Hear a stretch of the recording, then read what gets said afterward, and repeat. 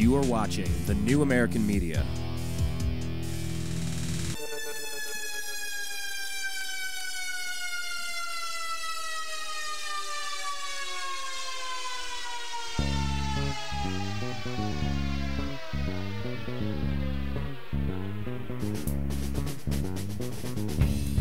Live from Los Angeles, the left coast of the United States, by way of Ohio. My name is Brian Engelman, and I am the host today for Strictly Browns, a subdivision of our The Unhappy Hour live sports radio program here at thenewamericanmedia.com. If you are listening to the program after the fact, please do us a favor, click subscribe on the YouTube page. We appreciate that. And follow us on Twitter. We're at American_media_. We want to make sure that we stay connected for sports and other reasons as the next few months start to quickly approach, with the end of a presidency, with the beginning of football season, with the December 21st, 2012 Mayan calendar date, and of course, just a new year, 2013. So let's stay connected. I am joined again with someone who I cannot yet connect with on Twitter, but I've been making the plea. This is Mr. Brandon Odell, live from Ohio. How are you doing, Brandon? I'm doing well, and you're going to keep pleading, but it's not going to happen. I have too many students that love Twitter, and the last thing that I want is to have them start getting, into my personal life. I have a very, very clear separation between personal and public persona. Well, maybe there's a Brisha Blaine character, maybe some WWE that didn't really make it, some character that could appear on Twitter, and maybe someone we know could post some stuff from time to time, but we'll get to that later. Brandon, we're here because what we do is we talk strictly Browns, and the Browns started off really hot. They were looking really good, game one, game two. Well, game two, really. Game one kind of pulled it out at the end, and now we've dropped two in a row. What do we take away from the game? You didn't watch the game. I didn't watch the game. I followed it on my cell phone. I read the stories afterward, and I'm DVRing it to record on NFL Network later today. But really, it's kind of a throwaway game. What are we supposed to take out of yesterday's matchup and loss? Basically that hopefully everyone was healthy leaving the game, and unfortunately, our projected starter, especially with Scott Fujita missing the first 4 games of the season at linebacker, James Michael Johnson left the game with an oblique injury. Now, the coaches downplayed its significance after the game. However, leaving the game, walking off the field in pain with a guy that you're counting on to step in and play significant minutes early on in the season, it's never a good thing. And the reason, of course, why we're going to be short at linebacker is? Well, I mean, because of the fact certainly you have Fujita, who's going to be out for the first 4 games, and then you have Chris Gokong, who tore his Achilles tendon in the beginning of training camp. And that's rough, especially when you mix in that Phil Taylor got injured. He's out for half the season pretty much. The big defensive tackle. We've had. How do you feel like the tackles have stepped in for Phil Taylor's injury? I get that we're going to be weak at linebacker for a few weeks. Talk about the defensive line. Well, I think that's kind of hard to gauge in the preseason because you're not facing a team's starting running back, nor are you facing a team's starting offensive line for an entire 4 quarters. So I think it would be a lot easier to tell how much the loss of Phil Taylor is going to mean to our team after the first few games of the regular season, because we'll actually be able to see what's happening when a defensive line gets worn down in the 4th quarter.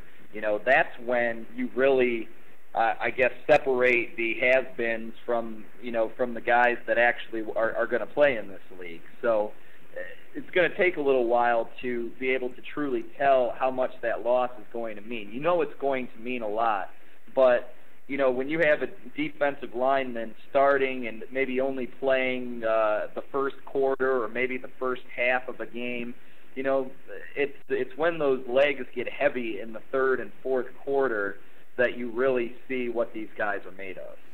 We're talking with Brandon Odell on Strictly Browns. Brandon, let's talk about the secondary then. I think we know what we're looking at in the offense. You're looking at Brandon Weeden's development. You're looking at Trent Richardson getting healthy. How's the offensive line going to block, and can the young receivers step up? We get that. Let's focus on the defensive backs now. It's an area that you've always paid attention to because that's what you played when you were in high school when you played. So talk about the Browns secondary a little bit with how they've progressed. Some young names that have stepped forward for you. Well, I think once again the fact that we still have a lot of uncertainty surrounding Joe Hayden. That's a problem for me. We still don't know if he is going to be suspended.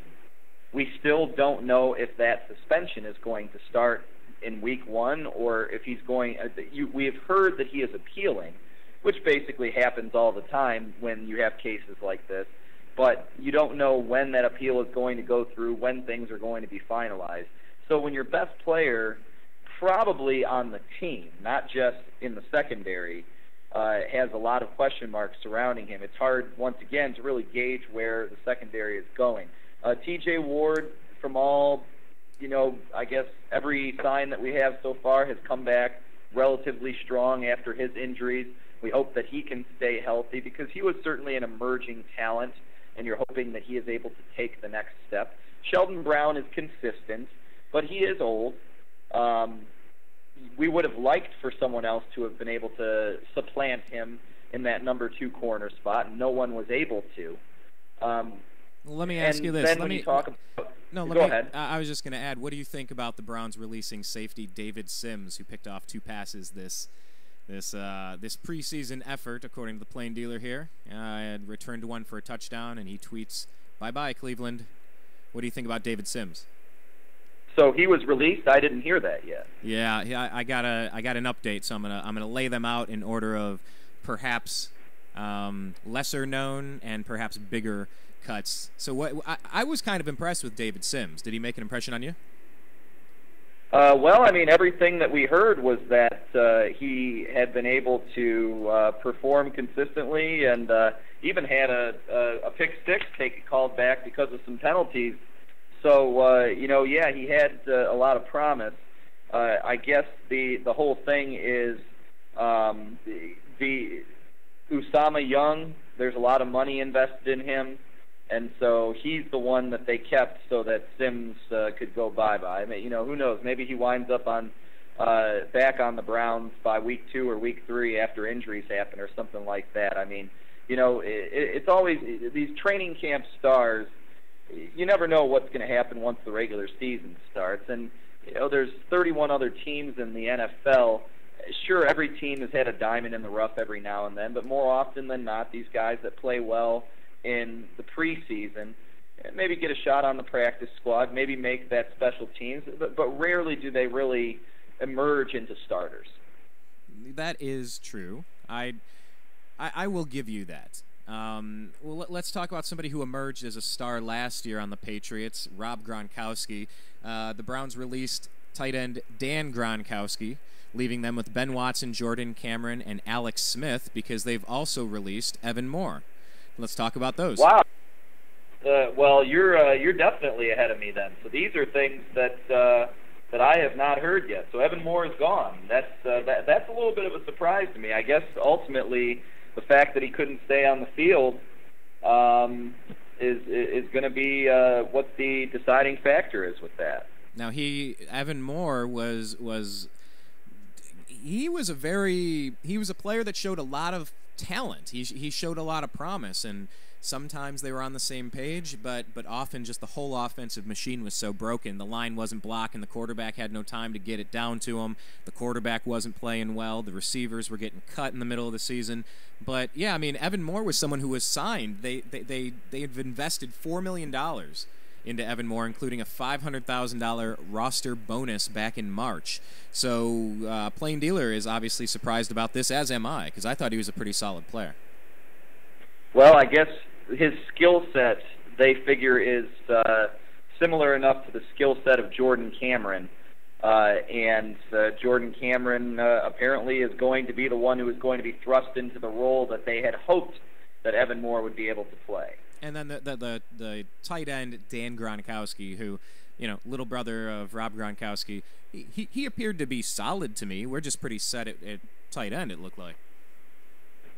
Yeah, but let's be honest. Ben Watson himself, he's only one concussion away from retirement. So. You know what? But here's the thing. Dan Gronkowski is certainly not his brother. Right. And if he had truly shown the type of talent that Rob Gronkowski had shown, he would have never been cut. So let's not confuse the two. He was a practice squad type of player at best. And Evan Moore, an intriguing talent, but at the same time, too, hasn't been able to stay consistent and has just disappeared for whole chunks of the season last year. So I am disappointed that he didn't make the team. But I guess you say, okay, you're handing over the reins of that, I guess, hybrid tight end position to Jordan Cameron, and you're saying, hey, this is you, make it happen, or else the next guy's going to come in and he's going to try to make it happen, I guess. Well, let's bring this up then. Why don't you give me one canned sentence, since you don't know what happened at the quarterback position? What would your one sentence response be if the Browns decided to cut Brandon Weeden and go with the other three quarterbacks on the roster? What would your one sentence reaction be to that scenario? In the words of Jim Rome, I would say that someone's been smoking the hippie lettuce. Arugula. Okay, so then what would your comment be if you heard that Colt McCoy had been cut and they decided to keep the other three quarterbacks? I would probably say that is a waste, because we've invested more in Colt McCoy than we have in any of those other quarterbacks. Honestly, at this point, including Brandon Weeden, just because of the fact that Colt McCoy has been starting games for us for 2 years now. So I would say that would be a real waste. What would your reaction be to learn that Seneca Wallace had been cut and the Browns decide to keep the other three quarterbacks? Seneca Wallace, I would say, his career is over. He's at the end of his career. He's never been able to get over that backup role, that backup hump. He has accepted the backup role, and that's fine. But a backup quarterback needs to be a team guy, and I just, in some ways, don't know how much of a team guy Seneca Wallace ever really has been. What would be your reaction to learn that the Browns cut quarterback Thaddeus Lewis, the project player, and keep the other three quarterbacks? My reaction is, who? All right, the Browns today have cut Seneca Wallace. So that's going to leave Brandon Weeden as the starter, who sat out yesterday's game with the Bears. We have Colt McCoy as the number 2, never had a chance to compete for the starting position. That was named before the preseason. They did not waver on it, and thankfully they didn't, because with the 29-year-old first-round draft pick, you got to get him in the game. You got to put him in there and see what he can do, because he's getting toward the end of his career. He's almost 30 years old, and it's his rookie year, so you got to know what you have. I think Colt McCoy did not get a fair shot with a decent offensive line that included a right tackle. I don't think he had that last year. I don't think he had receivers last year. I don't think the offseason not being there helped Colt McCoy last year. I think his big injury didn't help. I think their reaction to it has led to a whole new realm of concussion studies. But yeah, I agree with your initial statement, and I like what you said about Seneca Wallace not being a team player. You know, because Colt McCoy had said, like, this guy's not mentoring me. And Seneca said, I'm here to compete. So he wasn't helping him. And I think that's messed up for backup. And I think that was pretty asinine on the part of Seneca Wallace to say that, because it would have been one thing if he was in Colt McCoy's position and he was maybe a second, third-year player. But Seneca Wallace was, an 8th or a 9th-year player by that point. If he had any illusions about all of a sudden being the starting quarterback moving forward at that point, he was fooling himself. And he had been able to make a pretty successful career, carve out a pretty successful career for himself as a backup quarterback, which, you know what, that's a pretty hard thing to do. You know, every NFL team keeps 7 or 8 defensive backs, keeps 3 or 4 running backs.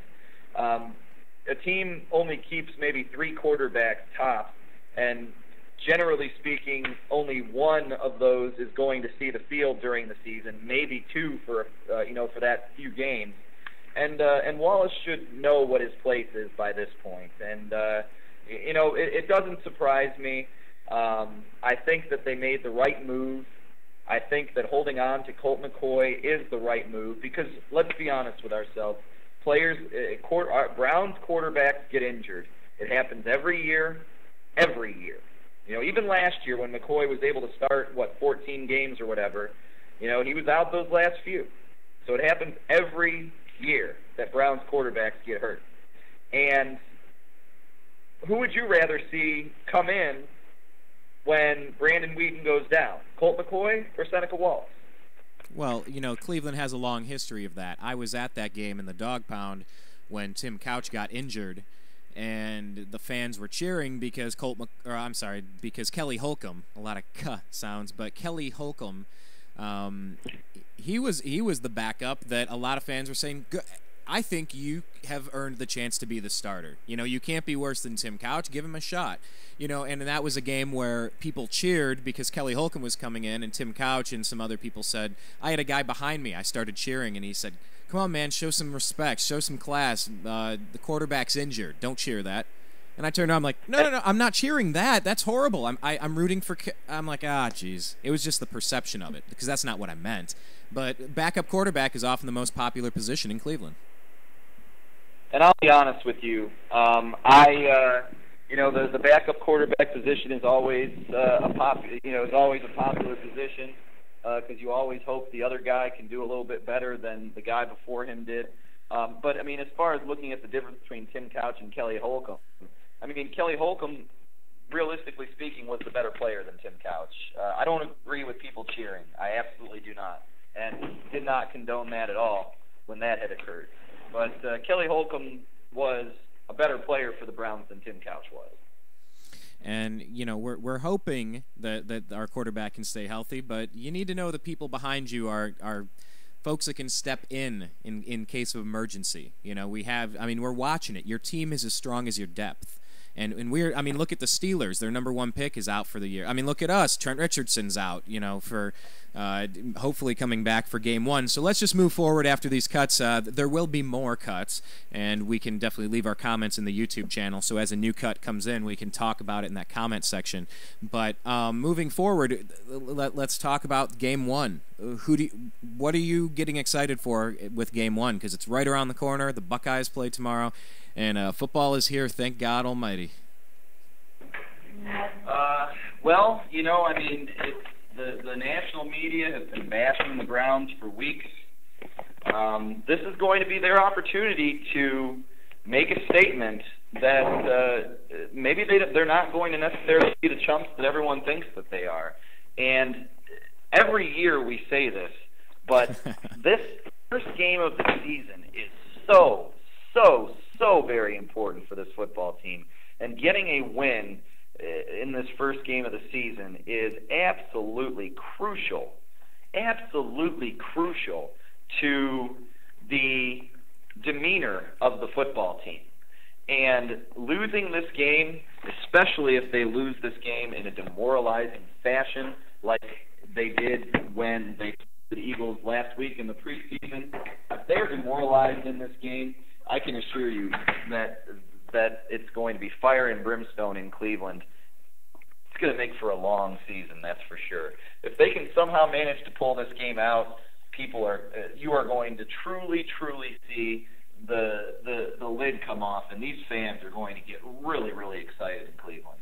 Well, that is a good point, and let's not forget that the Eagles owner Jeffrey Lurie, he just sent something out saying that the expectations. He has basically put the Eagles' entire staff on notice, saying, to whom much is given, much is expected. You better go out there and get this done because we're not going to have another disappointment this year. So Andy Reid is on the hot seat in Philadelphia. Did you see that one? He's been on the hot seat every year. It just kind of goes without saying, even though all he does is produce quality teams. The team last year underwhelmed a little bit, but for the most part, Andy Reid puts together a quality team on the football field every year.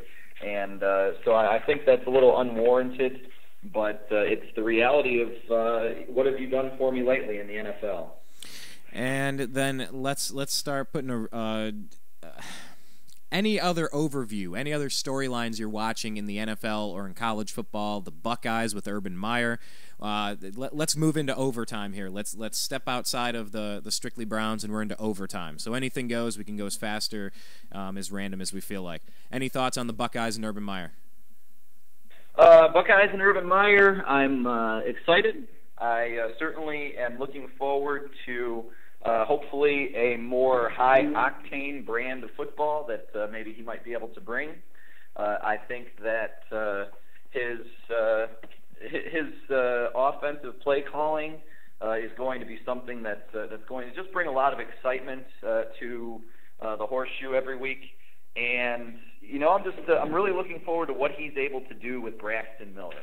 Braxton Miller is a multi-threat, similar skill set to Terrell Pryor, but in some ways maybe a more polished player than Terrell Pryor, and at least hopefully so far it seems like he has a better head on his shoulders than Terrell Pryor ever has. So maybe not necessarily as athletically gifted, because let's be honest with ourselves, Terrell Pryor, a very rare athletic talent. But we'll see. We'll see what happens. I think that the hope is that they'll be able to take care of business against University of Miami. Getting to 10 wins, I think, would be a very realistic thing for the Buckeyes this year. What do you think about that fan falling to death at the Houston Texans game? Did you hear that he was trying to slide on the escalator? I heard that he fell off the escalator. I did not hear that he was attempting to slide. He was trying to slide down the railing. So,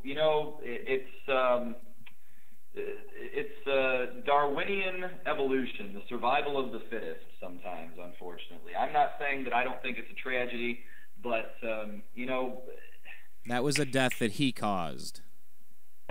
What do you think was going to happen? That's a dangerous stunt to be pulling when you're that high up. Yeah, it's so. I'm like I said. I'm not saying that it's not a horrible thing, but you just can't do stuff like that. You just can't. Who's winning, Michigan or Alabama? Alabama, probably by 20 points. Who's going to win the Super Bowl this year, by the way? We'll say I think Green Bay.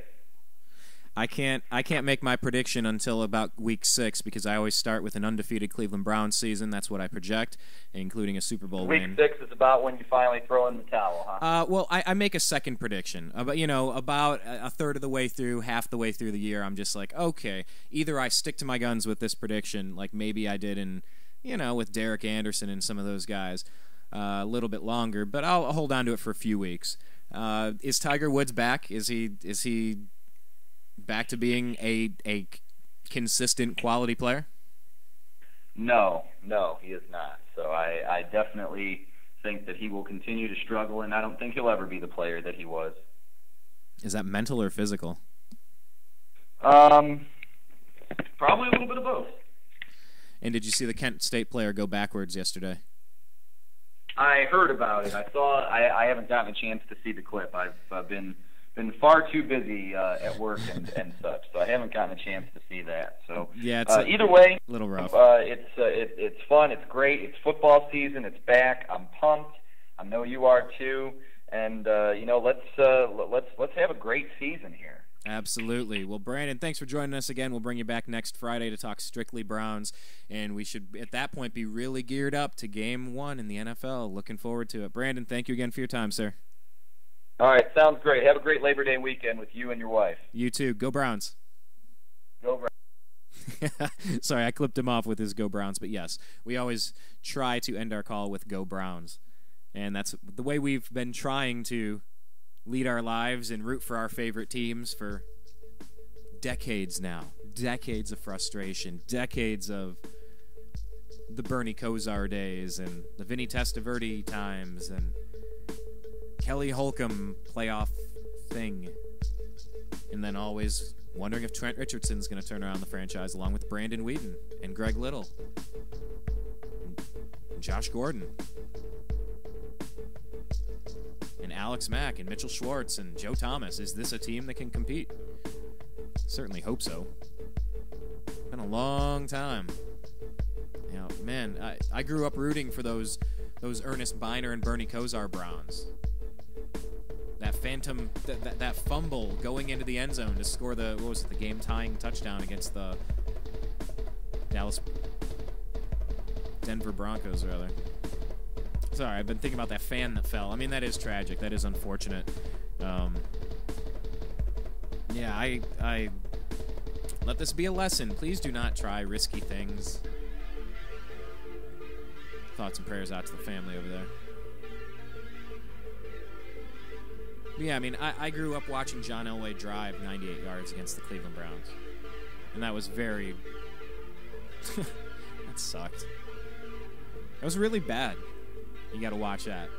I mean, that's helped shape who I am as a sports fan.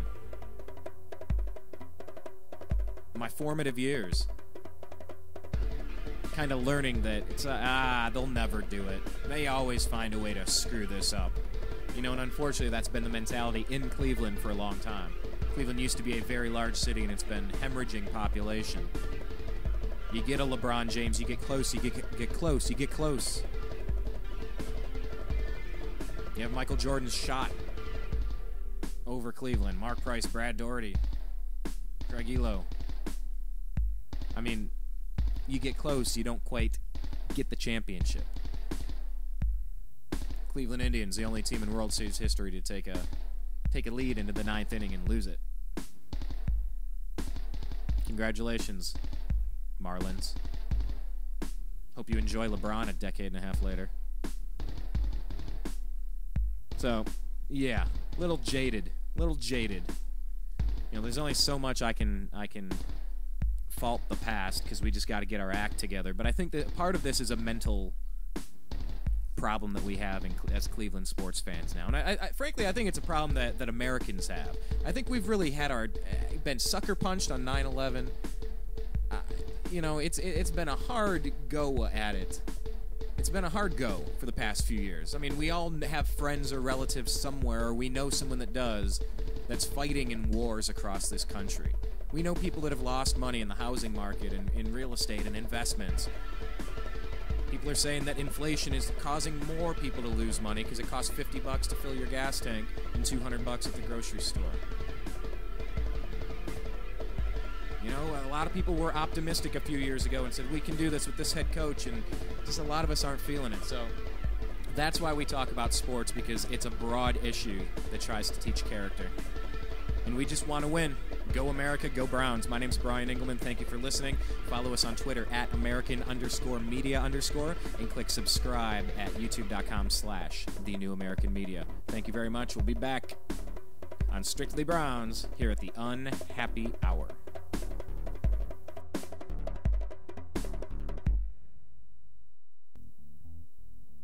Follow thenewamericanmedia.com on Twitter at American_media_.